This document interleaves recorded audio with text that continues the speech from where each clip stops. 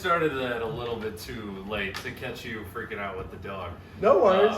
He'll calm down in a second. No, I'm worried. He's fine. I'm the problem. I think the bigger problem is going to be if somebody starts walking up the stairs, he starts barking. So, people listening, if you hear a big old woof, that's Fitz making a guest appearance. But, dude, you didn't happen to go to the Green Day and Weezer concert last night, did you? Dude, I wish. Who is, do you know Connor Dixon? Yeah, we were talking about it He this was morning. just at it last night, and we actually did one on music festivals. And Really? I think it came up, like, when we did it, because he's like, I think they're doing it next year. And I was like, oh, shit, I got to get tickets. And then I looked at Instagram, and I was like, oh, damn, that was last night, wasn't it?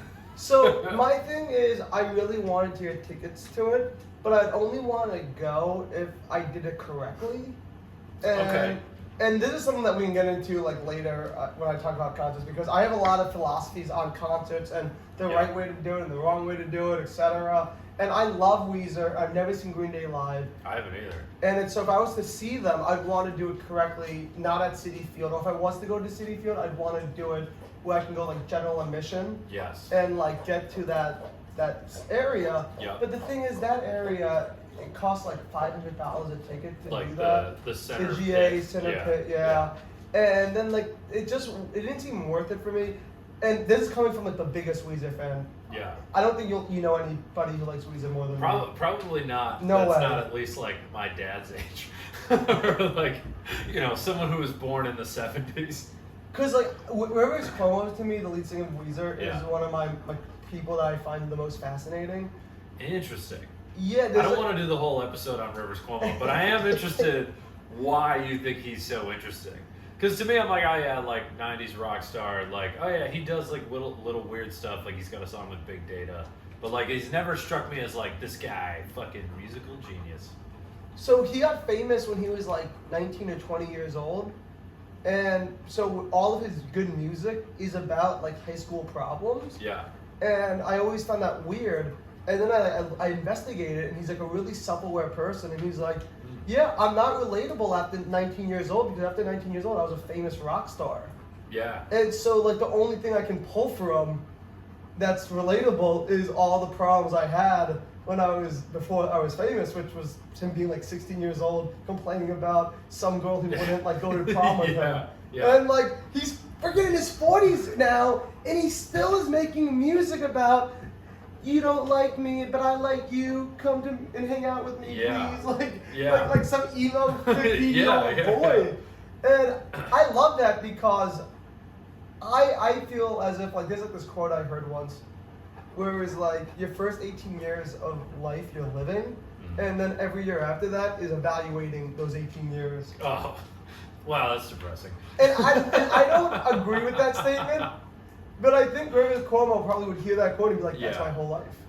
It's funny you bring up like the emo rock thing, because when I went home last year during the beginning of the pandemic, I was home for like 2 months, and I was in my parents' basement, and I got back into like the emo rock that I listened to when I was like 16, but having the different perspective on it of being 27 years old, I was just sitting there going like, what are these guys fucking singing about?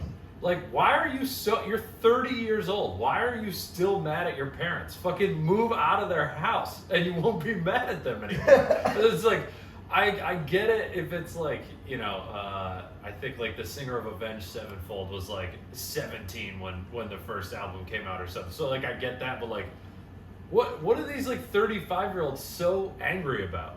But it's interesting that you bring up Rivers Cuomo, just so you think it's intentional, that he's just like, this is the only way I can relate to people, is to keep this like angsty, these angsty lyrics coming, really. Totally. He's like very hyper aware and like knows what he's doing. And like John Mayer even has like called him like one of the most like calculated pop stars of all time. Because like he like is very calculated with like the things he's doing all the time. Whether he's making a song with B.O.B.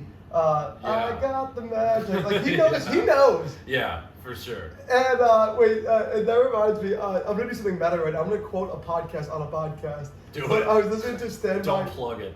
Oh, don't plug it. No, okay. I'm kidding. I don't give a shit. I was listening to Stand By Your Band, the podcast that like shits on like bands and whatnot. Yeah. and they had some comedian who I don't know the name of talking about Simple Plan, and he was like 16 years old. He's in the car with his dad, and he puts Simple Plan on for his dad. And he goes, "Dad, this song is how I feel about you."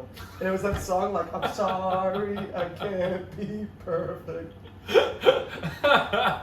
And the dad just goes, "I'm driving to baseball practice right now. Like, I love you. Like, we don't have any of these problems. I just yell at you because you're stupid sometimes, but I'm paying for you to like private school." And I love that because I think everyone has that moment where they think like their dad or mom is like the worst person ever. Yeah. And then like a second later, they're like, "What the fuck am I talking about?" Yeah, that teenage angst. It's, I mean, it is. Did you have like, a lot of it growing up? Oh yeah. I mean, I used to have hair like halfway down my back. Like I was super into metal music, like Slipknot, Disturbed, 3 Days Grace. Chevelle was another big one. I loved the Foo Fighters too. Like I grew up on grunge, so it wasn't like, it wasn't all the super angry stuff that I liked, but. I respect that more than what I did because like you like took your emotions and was like, "I'm gonna take this straight on and like be like raw, angry about it." Well, I didn't do that. I liked like the emo music that was like, "These are my feelings, and if you don't understand my feelings, then I'm gonna cry about it." And that's why I really like Weezer a lot. And I was so emotional. Like I would hear like a Gavin DeGraw song, and be like, "No one understands this Gavin DeGraw song more than I do." Not even Gavin DeGraw understands this Gavin DeGraw song more than I do right now. He doesn't even know what he's saying. I remember like this would be this is how I would spend a Tuesday night. I would find like a Gavin DeGraw breakup song or a Weezer breakup song, and I'd play that song on repeat while Facebook stalking the girl that broke my heart. But the thing is, that girl didn't even break my heart in theory because she never even talked to me. Right. Because she didn't. Her friend told you she wasn't interested. Yeah. So I would like take these like deep breakup songs that I was like, "You broke my heart. You're a bad person." And I never even met this girl. I saw her on Facebook, and then I asked a friend that I knew, it was mutual friends, and I was like, "Hey, does Cindy want to hang out with us?" And she's like, "She thinks you're ugly. Get over it." When in reality, she probably didn't even ask Cindy about you. Her friend thought you were ugly, and then answered the question for Cindy. Totally. But I would Facebook stalk these girls listening to like the saddest music, like "Dreaming with a Broken Heart" by John Mayer. I would play. It was awful. I mean, I think people go in different directions. It's really, I think it's honestly genetic, like what your reaction to problems are. Like my reaction to problems is generally to like get mad. And I wouldn't say that I have like a big temper. I don't think anybody in comedy's really ever seen me blow up. But I think it's more normal to, be sad about it or let music make you like happy. That was I only listen to angry music. And as I get older, I wonder, was I angry so I listened to angry music, or was I angry so I listened to angry music which made me more angry, which made me listen to angrier music, and just like keep it spiraling. Like for instance, were you more emotional because you were listening to emotional songs? It's really a chicken or the egg problem. I honestly think I watched rom-coms. And I love the way rom-coms made me feel. But the thing is, a rom-com you can't bring with you in your everyday life. That's like a 2-hour movie that you have to like sit down and watch. Yeah. And it's like hard to like be like, bring that around everywhere you go. Yeah. And so I was like, how can I get the same drug that these rom-coms give me? And then insert sappy Taylor Swift music. Yeah. Insert Weezer. Yeah. Like, that's why I love Nirvana's Unplugged so much, because I love Nirvana, and I like all ranges of music, but I love Nirvana so much. But when I was going through that big rom-com phase, I was like, oh, this Nirvana Unplugged album is the sad lyrics that Kurt Cobain's singing, but I can understand them. Yes, exactly. He's not yelling There's them. not an angry layer on top of it. Yeah. So yeah, I totally think I like to manufacture being sad, manufacture being dramatic. I think I'm a dramatic person, but like I like the manufacture of these weird songs and movies that I like. Yeah. No, I fully get that. I think a lot of people do that, especially young people. I mean, personally, as I've gotten older, I've gotten more into podcasts because they don't affect me emotionally. Like, I'm at a point in my life where it's like I can't walk around being fucking sad all day. It's like I got work to do, I got comedy to do, like all this other stuff. But like if I'm going for a run and I listen to like a Sick Puppies album from 9th grade or whatever, my time is like 2 minutes better per mile. Like it's literally measurable, the juice that type of music still gives me, even though it's like, you know, I don't hate my dad and like all these things that he's singing about, but it's still like, you know, tapping into that feeling from when I was younger, like you're saying with Weezer. Dude, I totally know what you're saying right now, because I remember like in my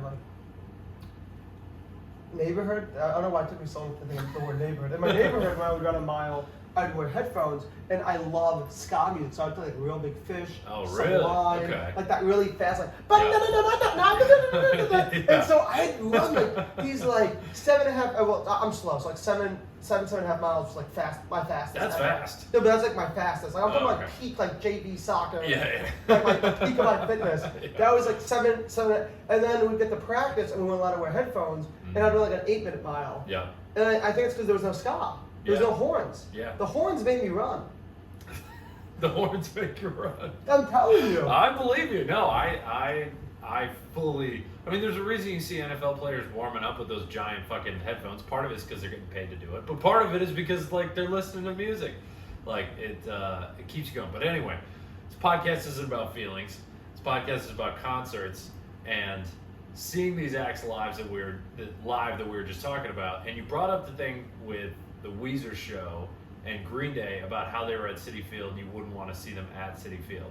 So the question is, can you rank your best type of venue for seeing a live show? Or would you rather, or were you thinking we go in a different direction and you get to that later? No, we ain't going in the direction you want to go in.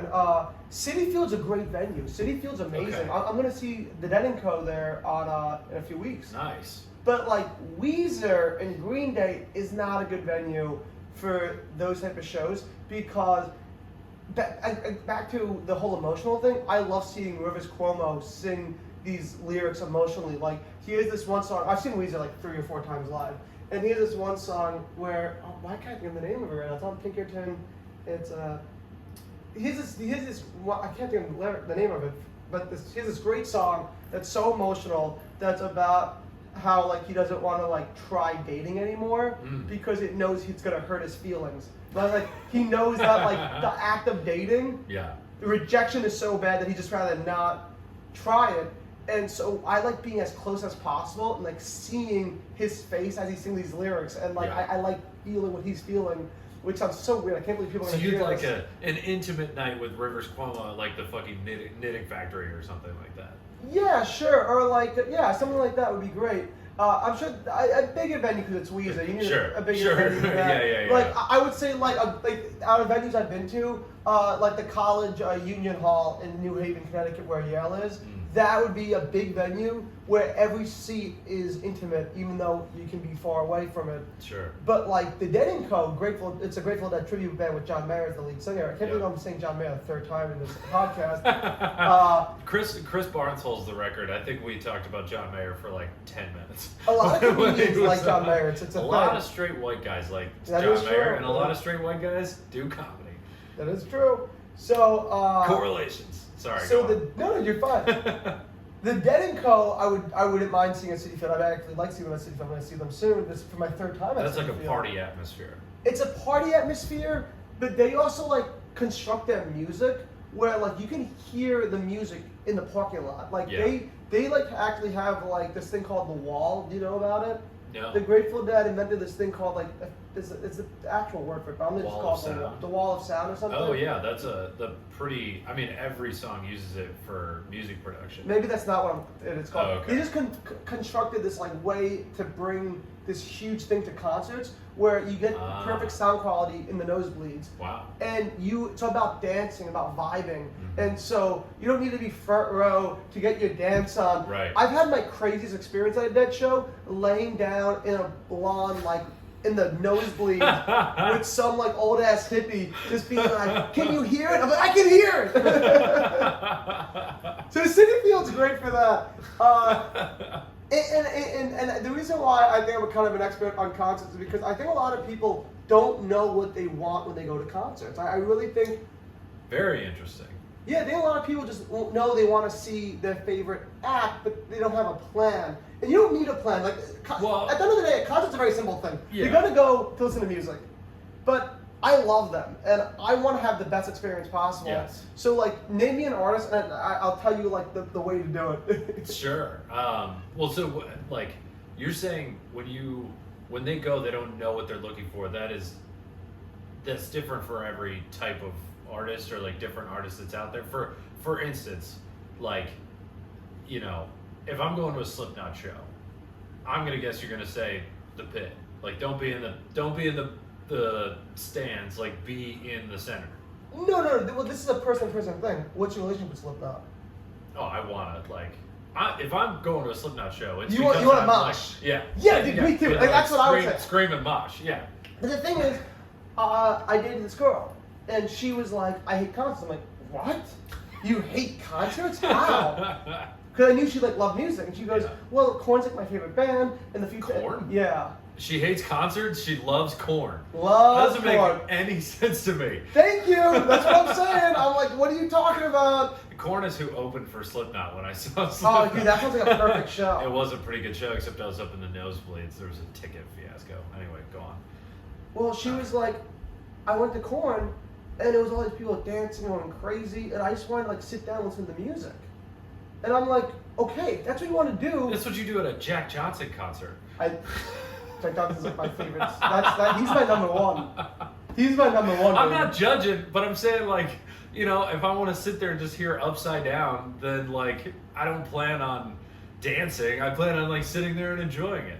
No, but I was telling her, I was like, if you want to see Korn, then you shouldn't buy a ticket that close. You should buy a ticket a little farther away, or choose to sit farther away, and don't go with the big, because you want like a big group of people. Don't go with the big group of people. Yeah. If you're trying to sit down and relax, you gotta know. See, these people like want to go to concerts and bring everybody they've ever met to the show. Yeah. And there's some shows I want to do that for. Yeah. But I had my awakening with concerts when I went alone to one. Yes. Yeah, man. What show was it? So I got a 2-day pass to Gov Ball my senior year of high school with me and a bunch of my friends. It was, I think, Friday and Sunday, because Friday was like Outkast and Damian Marley and what's that band called? Phoenix. It was a great lineup. Okay. But I went with all my friends from high school, and they wanted to get drunk, they want to talk to girls. By the way, talking to girls at a concert, if it happens naturally, do it. But never go to a concert try and talk to girls. It's just a failure. It's just a weird thing. You don't want them to. You don't. No. That's one of the, you gotta let them approach you. Like my brother, his girlfriend of like 2.5, 3 years, like they met at a concert. But I think she like went up to him or something like that. That's beautiful. Yeah, it worked out for him. But and like, I've met girls at concerts before too, but that's not the goal. If that's your goal, you're misguided. So what happened was we go to this show. Halfway there, my friend's like, dude, I for some reason like don't have your tickets. This is the last year I think before e-tickets was a thing. Like, you have to you have to bring a printed ticket. Say, I don't have my printed ticket, fuck. And I'm like, okay, dude, we can figure it out. Maybe there's like a Staples or something near there. We couldn't find anything like that, so we had to go there. And like we spent like so much of the concert trying to like wait on this long line to buy him a concert at like Will Call. And then we get in the concert. And he's like, we gotta get drunk. So he's like begging every 21-year-old he meets like buy us beer. And I'm like, dude, that's a bad look. I don't care. Like, at the concert, like let's just have fun. Yeah. So we only saw Outkast. We missed every act except for Outkast. Wow. And then I'm trying to get into Outkast. They're playing. By that point, you're probably pissed off. I'm not in a good mood. Yeah. And so they play So Fresh, So Clean. That's like one of my favorite songs by them. I'm trying to get in it. And he gets in a fist fight. Same guy gets in a fist fight. And so all of us have to like kind of like help my friend get out of this fist fight. And then you probably get thrown out. It was just a disaster. The whole thing was awful. That sounds horrible. And then Sunday, so I didn't decide. So day 2. The next show. Yeah. All my friends, like I guess, like I just like didn't tell them I was going. I was like, if they're going, they're going, but I'm not gonna see them. Yeah. And it was Chance the Rapper, and Childish Gambino, and then The Strokes. No, that's a good lineup. Yeah. Holy shit. Those are And also then three. And then Skrillex was the last one, which I don't like Skrillex, but fuck Yeah, it. right. So sick. Well, those first three are definitely, I would put them in the category of like, you're there for the music. You're not there to mosh. You're not there for girls. Like, you are there because they have a certain sound that you want to hear. So Skrillex is for going nuts. But anyway. So I went to the show. I'm by myself. I didn't tell my mom I was going alone, like, because I wasn't allowed to go to concerts alone. I'm like Right. 17. She'd kill me. Yeah. So I just said I'm meeting friends there, known friends there. But I actually did meet a friend there. My brother's friend, who's like older than me, who's 21, who doesn't drink, was like, man, you're here by yourself. You should get a beer. I'm gonna get a 21 bracelet, give it to you because I don't need it because I don't drink. Nice. So there I am. I had all the weed. I had so much weed on me. I had this 21 bracelet, and I'm by myself.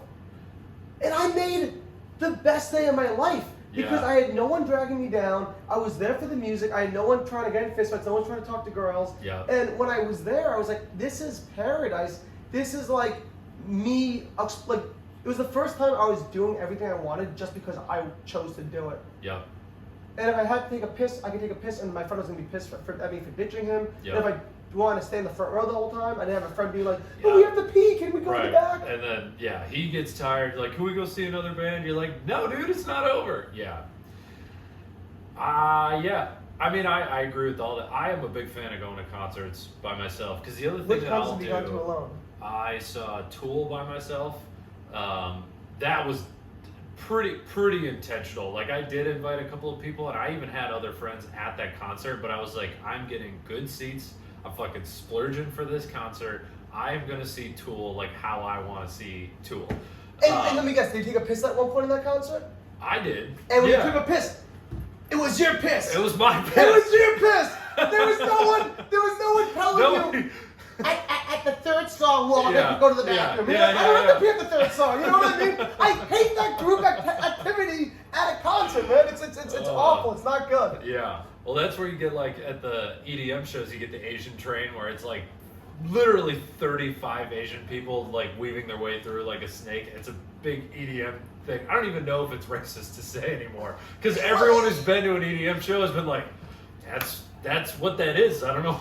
No, what it's to say. not racist because if that's racist, then the next thing I'm gonna say is gonna be sexist. Please. At concerts, 10 girls all at once are gonna march to the front of the show and say, "I'm meeting my boyfriend in the front. Yeah. We're friends with her. Yeah. I'm with her." And it's like, I know. By the 7th girl, I'm like, I know. I heard the first 5 girls say this. I'm aware that also, all of you have a boyfriend in the front. Like, you're allowed to just walk up there. Nobody's like stopping anyone from walking. They love telling you they're important. Yeah. They love that. So the other show that I saw live recently was Run the Jewels, which was never got into them, one. but everyone says like great things. I've I heard love nothing it. but good things. They are rap for former rock fans, essentially. Like if you liked really angry music, they are good rap for that because they kind of have like an old school sound, but there's just a lot of energy. It's a little, they're kind of angsty, but it's honestly like most of the fans are white dudes, and it's rap, which kind of tells you about the type of music. But it is good. Not nearly the same experience as going to Tool by myself. But what I do at concerts, if I bring someone else, I am constantly looking over at that other person to make sure they're having as much fun as I am. And if I go by myself, I'm only worried about how much fun I'm having, baby. Dude, totally. Like I remember I went to the Red Hot Chili Peppers is like probably like my in my top 5 or top 10. Fun fact: I sold a TV to Anthony Kiedis' dad when I was in high school. How'd that happen? He lives in my hometown. That guy's Michigan. He's nuts. That's the part of Michigan you're from? Oh my god, yeah. I know all about it. His dad would like call into the rock radio station and request Red Hot Chili Peppers songs every once in a while. That's amazing, dude. His dad's a crazy person. He's nuts. Was he with a hot young girl?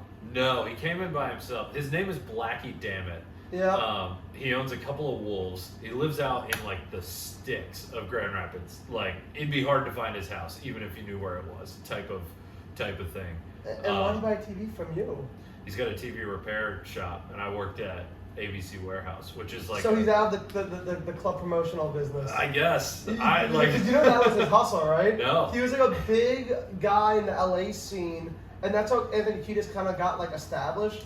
because like his dad was a big like LA club promoter, and so Anthony Kiedis was like 11 years old, and he was just watching his dad do like cocaine, hang out like Sonny and Cher, and like I know that's a true God damn. Like Sonny and Cher was like doing cocaine with Anthony Kiedis' dad, and Anthony Kiedis was like 11 years old, just being like, how come this girl who's like 6 years older than me is dating you? Like he was dating like 17-year-olds. Yeah. That would make your lyrics pretty weird. And you'd probably be okay with getting naked on stage. Like that's adding up a lot of stuff in my head. So Anthony Kiedis, I love Anthony Kiedis. Sorry, go on. I interrupted you. No, you're not interrupting me. I just because I keep a thought going doesn't mean what you said was interrupting that thought. Your thought is probably just more important than what I was saying. Keep going. I need interruptions. Without interruptions, I'll just be rambling like an ass. 58 minutes of Joey Rinaldi. Just talk about my love for the album. By the way, which I don't start. Don't start. Yeah. I'll go down. I can tell you about every lyric on that. We're gonna get back into feelings. I feel everything, Corey. I believe you. I know what you mean. So, because I bought one ticket to. I remember my girlfriend in college was so mad at me. I bought one ticket to see the Red Chili Peppers, and she was like, "Why didn't you ask me?" I'm like, "You don't understand. I don't want to go with anybody besides me. I want me, myself, and me." And I just want to sit down, and it was at Madison Square Garden, so I had a seat. Yeah. I literally just sat there and just watched, and just in amazement, like these guys who I've been idolizing my whole life, and just really appreciate what they were doing as artists. Yeah, that's always tricky with the significant others, though. They don't they're get like it. Right. Well, I don't even know if I can like blame significant others. I think most people don't understand they're going to to a the concert. concerts. Yeah, because in their mind, like every concert's a party. Why would I go if it's not a party?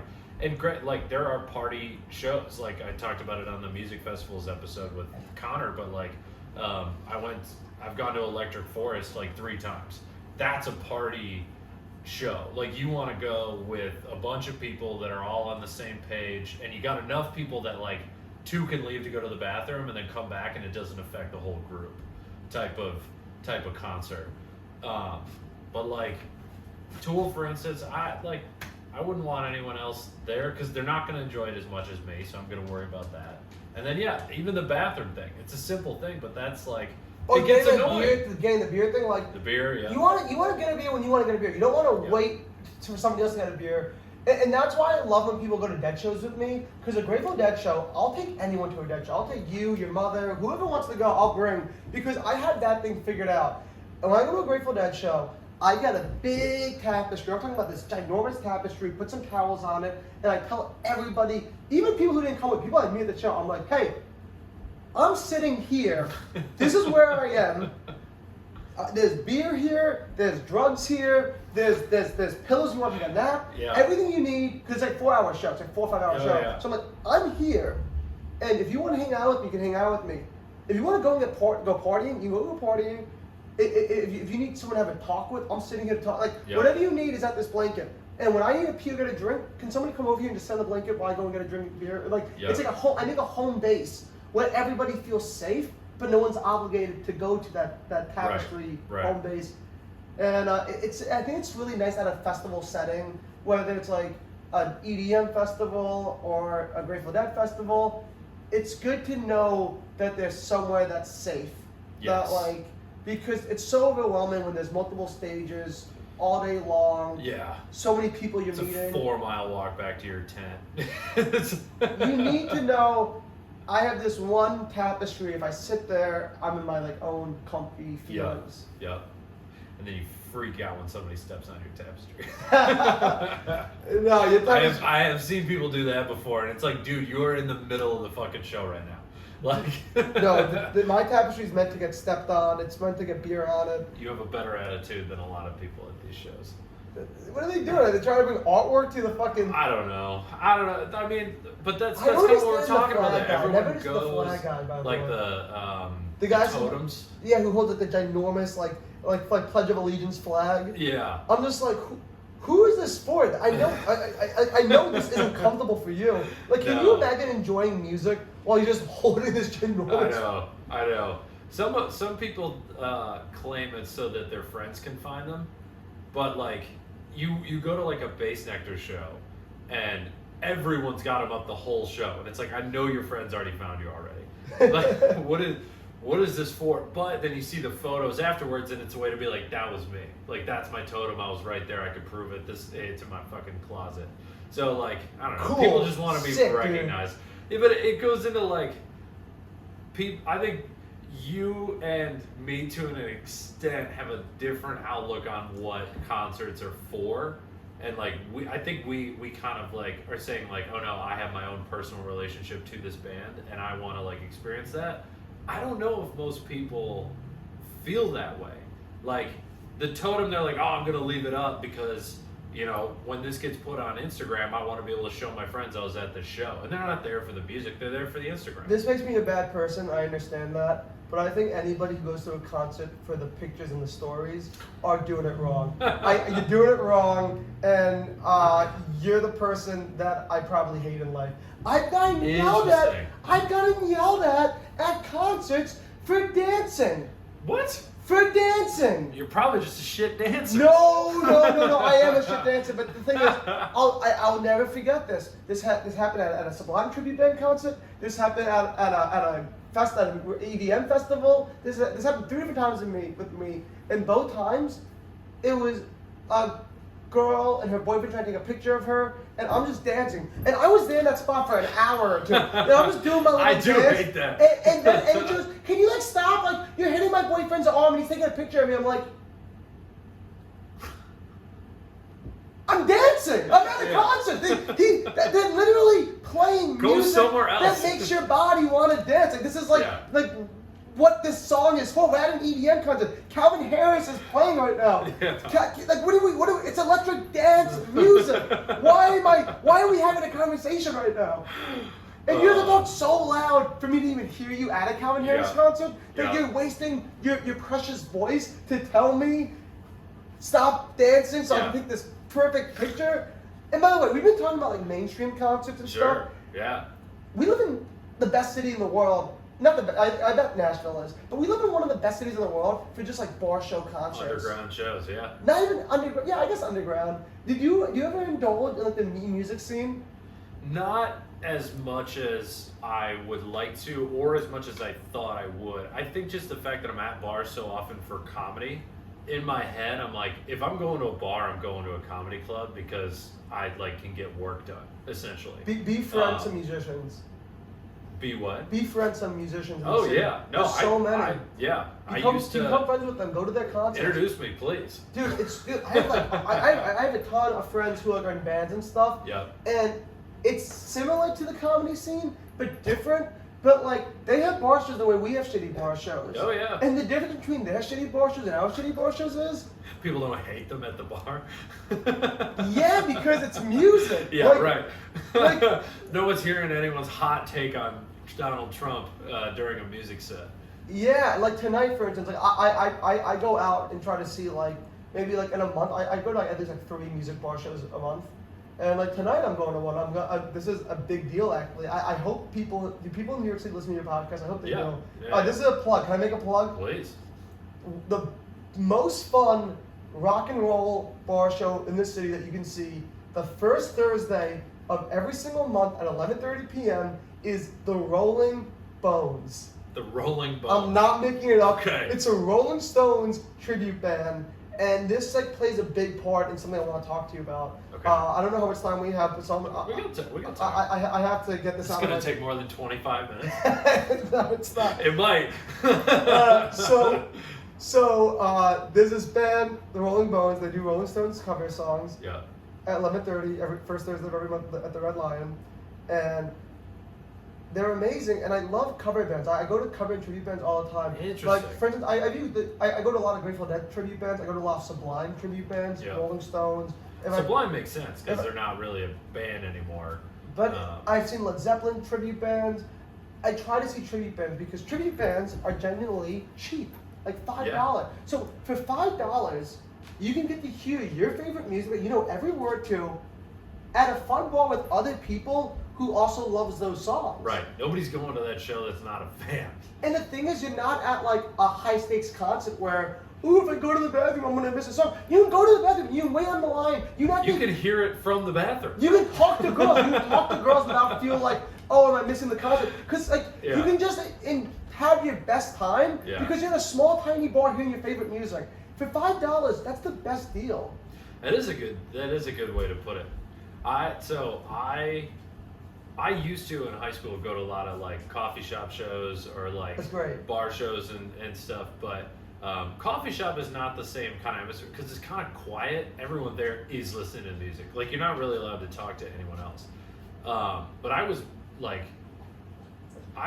kind of in bands in high school. Like we did a lot of practicing, not a lot of shows because we weren't very good, to be totally honest. What did you play?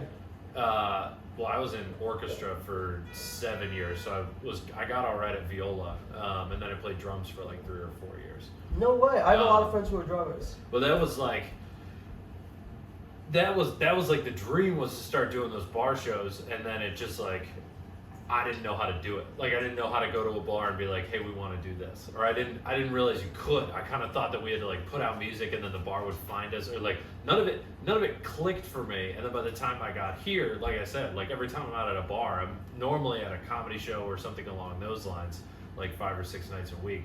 But now that you're saying all this, I'm like, yeah, that was fun. Why don't I do that more? Dude, it's so much fun. And like I like all types of shows. Like I like going to jazz concerts.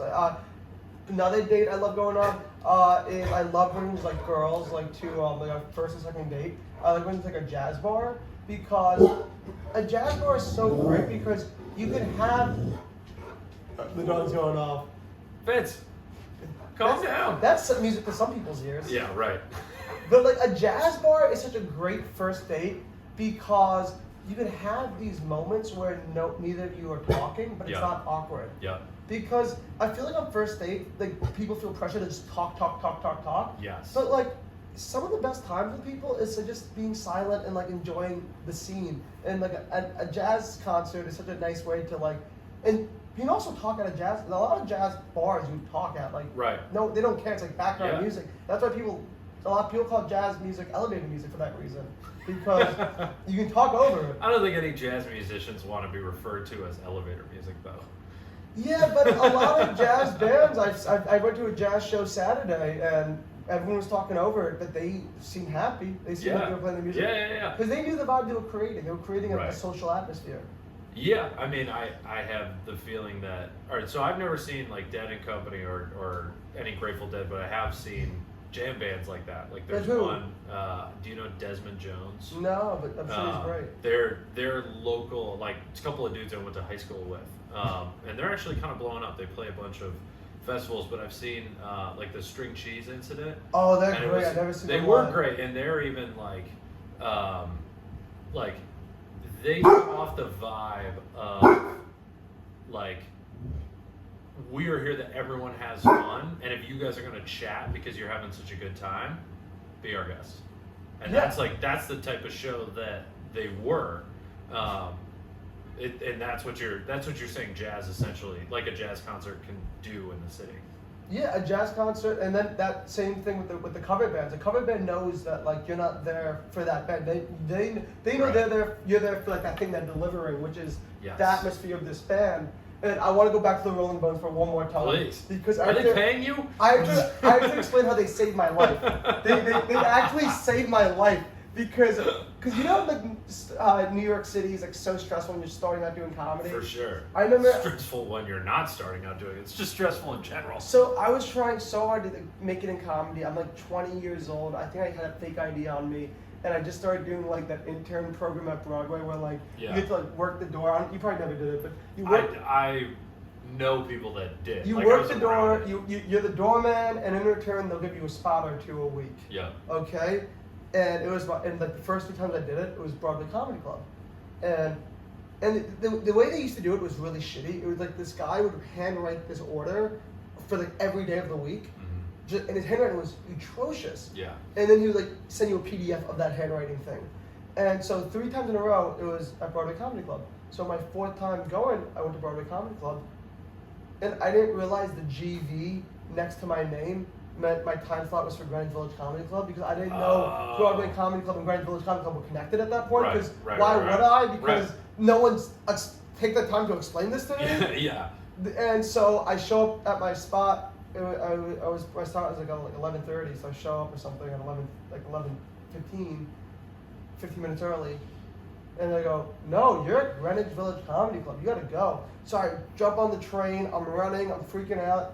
I get there. The show's leaving. Like I was the last spot, the second last spot. Right. So I'm seeing the audience walk out, and I tell the manager, I'm like, dude, I'm so sorry. Can you please like give me a spot another time? He goes, no, you missed your spot. There's no backs. Like, and I'm like, what? I worked my ass off for this spot. Give it to me. And he was so cold and rude about it. Yeah. And I just started walking aimlessly around Greenwich Village, so lost with myself.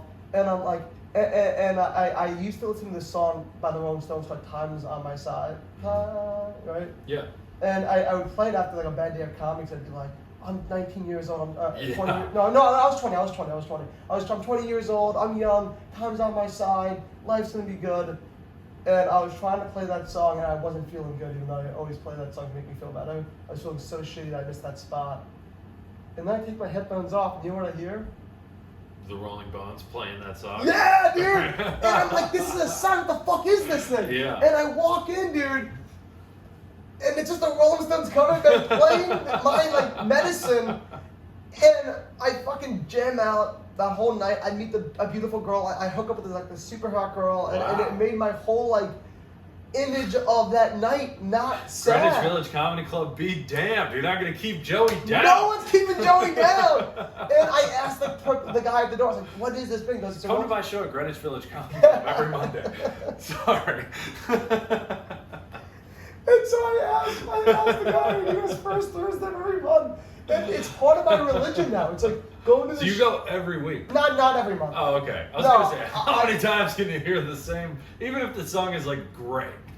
So that's 12 Thursdays a year they do it. I probably go to like half. I probably go to like 6. That's pretty good.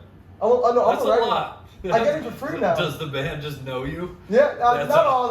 Okay. JC, the guitar, the lead gotcha. but I'm just saying, like it saved my life, and now I bring all my friends. And this is a true story.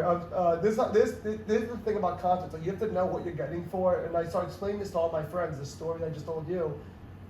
And most people are like, oh, that's stupid. I don't want to see that band. And then every now and then I bring one friend. I bring 2 friends. I bring 3 friends. And there was a time where I missed like 3 months in a row. So 3 months in a row, I didn't go to the Rolling Stones show. Yeah.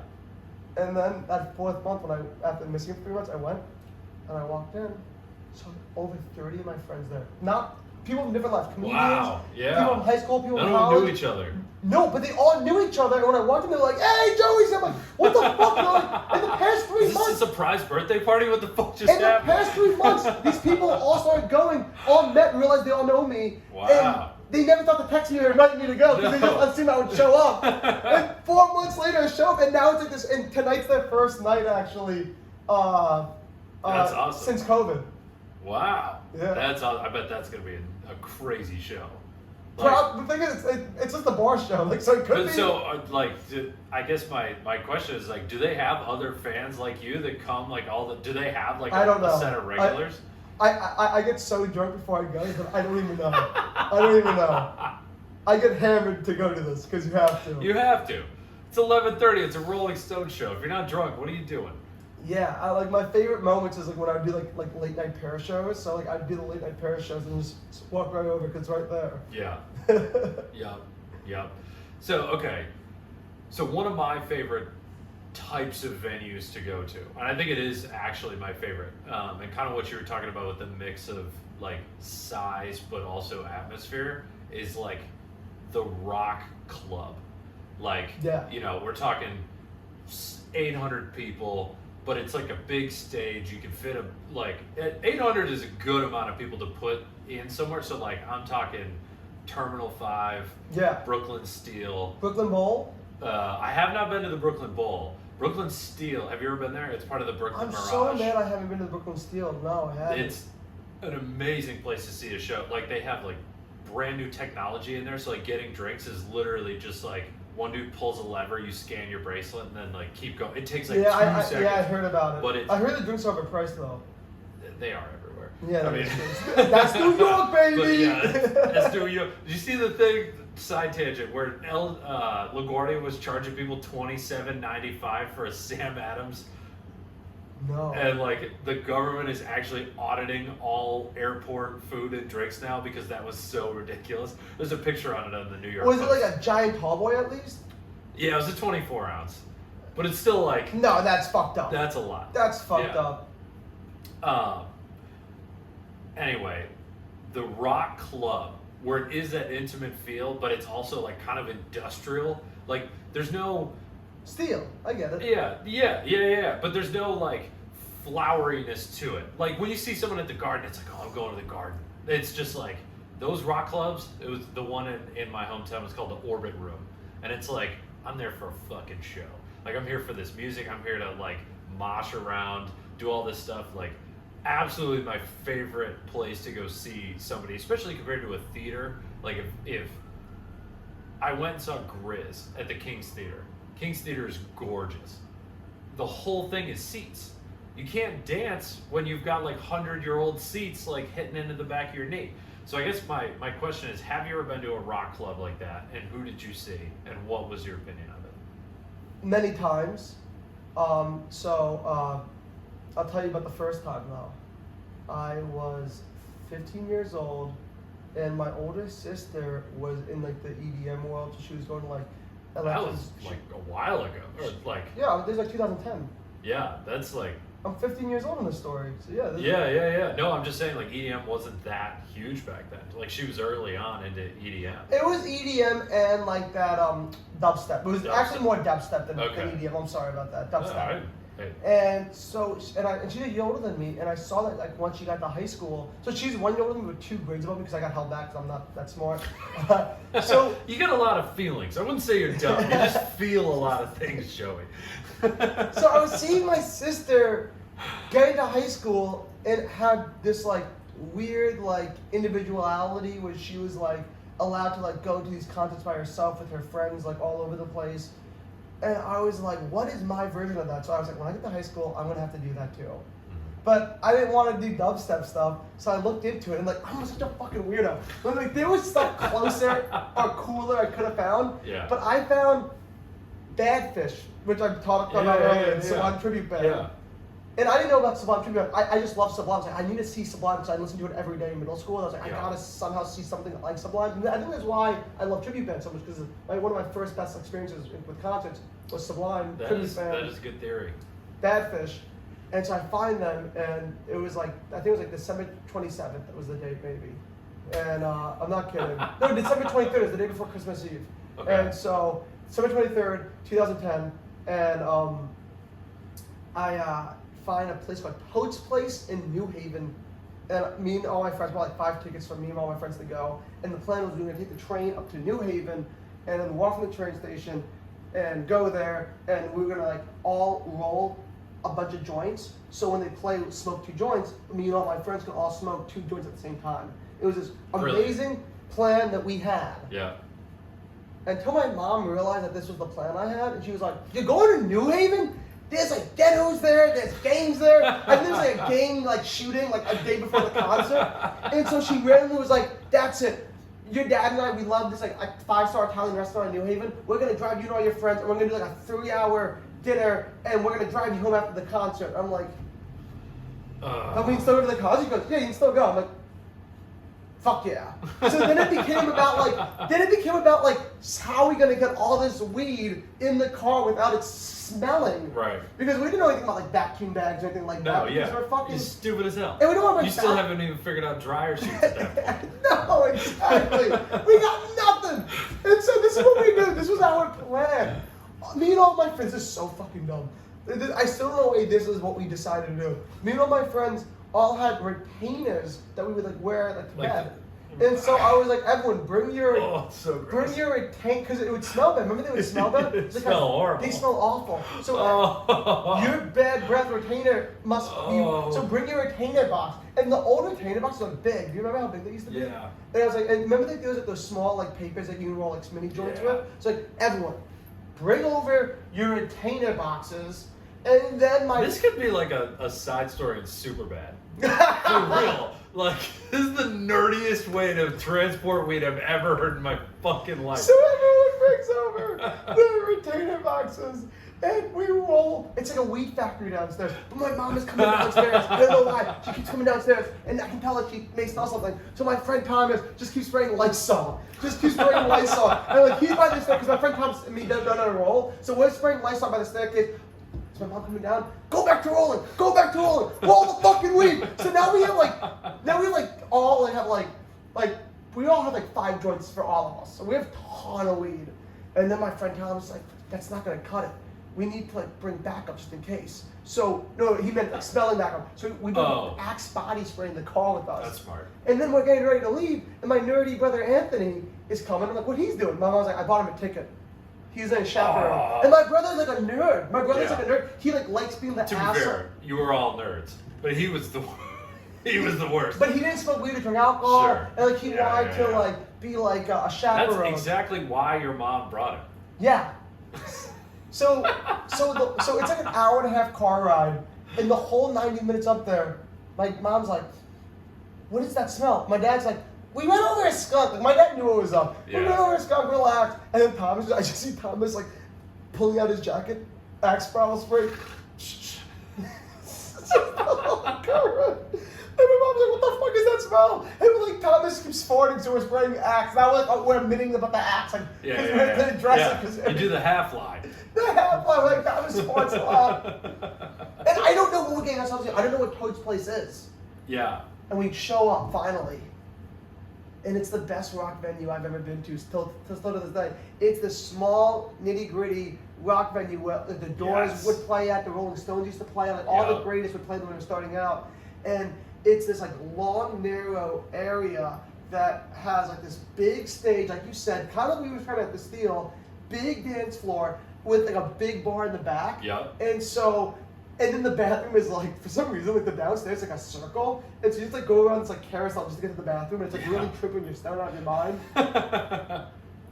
and I didn't know what the vibe was. I didn't know what mosh pitting was or anything. Yeah. So they start playing the intense ska music. Dun, dun, dun, dun, dun, dun, dun, dun, dun, dun, and everyone just starts hitting each other, elbowing each other. And I was so high and afraid. I was like, why are people being violent at Sublime? And then I was like, wait a second, let me try it. I elbow somebody elbows me back. I fall to the ground. This guy helps me back up, and then pushes me again. I push him into the ground, and I help him up. And I'm like, oh, we're all friends. Yeah. This isn't violent. This is love. And I love moshing to this day. And I when I pitch somebody, I make sure to help them back up. Yeah. And then we went outside. There's a little courtyard out like right outside. That's like the back end, the back exit, where like. Everyone's smoking weed. I'm like, everyone can smoke weed. I asked him out. I'm like, are you guys getting in trouble? And he goes, no, we own this backyard. Smoke away. I didn't know like weed could be like cool anywhere. And so Toad's Place became like this like utopia. I felt like it was like, the first place that like understood what I was going for, and I was like trying to do my sister thing. Because my sister found like her identity in high school, going to these like dubstep shows, and I was so high out of my mind, being like. I have an identity. I'm not just like dumb 8th grade boy anymore. I'm a high school and I have an identity. And that identity is ska shows in New Haven. Yes. You found who you wanted to be for high school. And then my brother wasn't even a dick to us for smoking weed the whole time. Oh, nice. Because this hot girl who was dancing with him wanted to smoke weed with us. And then my brother ran off with this hot girl. So my brother's off making out with some hottie. My dumb 14-year-old friends are getting high as fuck. Everyone gets having a great time. That does sound... I understand when you say you like cover bands because of your first experience. That would be a fantastic fucking experience. It's everything that you want out of the band, but in a better venue. Because like, let's be honest, if Sublime was still around today, you'd want to go for sure. A lot more money. you wouldn't be nearly as close. It wouldn't be nearly as intimate. You wouldn't have nearly the same kind of time. It wouldn't be the same types of people there. They would get a lot of those fans that are like just there to take the photo. But like, it seems like you nailed exactly why you would go to a tribute band like that. Like, you got the best version of a tribute band that night. Yeah, 100%, man.